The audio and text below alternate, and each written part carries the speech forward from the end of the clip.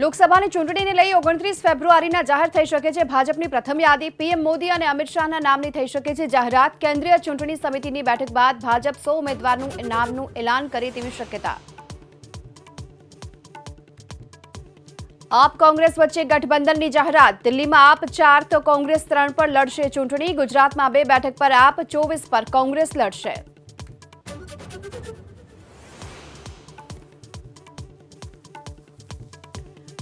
ચોવીસની ચૂંટણીને લઈ ભાજપ અધ્યક્ષ નડ્ડાએ રાજ્યોના પાર્ટી પ્રભારી અને સહપ્રભારી સાથે કરી બેઠક। 100 દિવસના એક્શન પ્લાન પર ચર્ચા।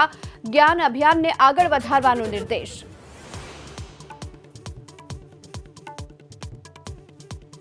મુરાદાબાદમાં રાહુલ ગાંધીની ન્યાય યાત્રામાં સામેલ થયા પ્રિયંકા। કહ્યું, ભાજપની સરકારમાં યુવા, ખેડૂત અને મહિલા પરેશાન। લોકો મંદીના મારનો કરી રહ્યા છે સામનો।